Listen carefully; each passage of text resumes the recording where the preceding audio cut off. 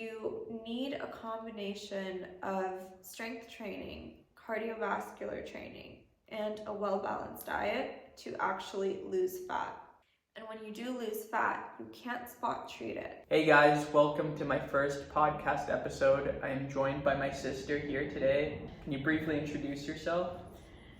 Hello everyone, my name is Eva. I'm a certified personal trainer and nutrition coach. Alright, so today we're going to be covering spot reduction. Can you briefly explain this term for people that are unfamiliar with it? Spot reduction is simply the misconception that if we exercise a specific part of the body, we will lose fat in that specific part of our body. So what are your thoughts regarding spot reduction? Do you think it works? Do you think it's possible to achieve these results? You need a combination of strength training, cardiovascular training, and a well-balanced diet to actually lose fat. And when you do lose fat, you can't spot treat it. So in order to understand why spot reduction is a myth, it's first important to understand how body fat is stored and used.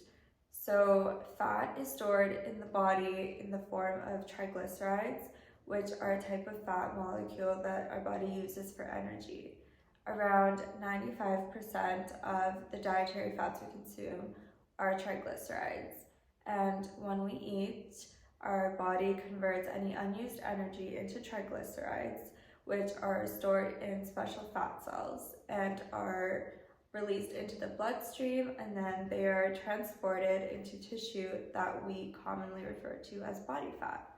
And body fat is found all over our body, and it is also a vital energy reserve that we draw on when dieting and fasting. However, our body can't directly access or burn specific fat stores when we exercise. Instead, the fat stores that we're using for energy when we exercise come from all over the body, not just the areas that we're targeting for fat loss. Alright, so what is your opinion regarding the 10-minute belly burning exercises on YouTube and exercises to remove love handles and these sorts of things? So a lot of people actually do ask me questions like that, which happen to be the title of most YouTube videos, like you said. And the thing is, if we exercise specific parts of the body, it does not equal to fat loss in those parts of the body. So for example, there have been a lot of clinical trials and studies with participants who have trained a specific part of the body while partaking in dietary changes, and there were no greater losses in fat in that specific part of the body compared to the people that just implemented the dietary changes. To shorten it, exercising a specific part of the body is not going to reduce fat in that part of the body.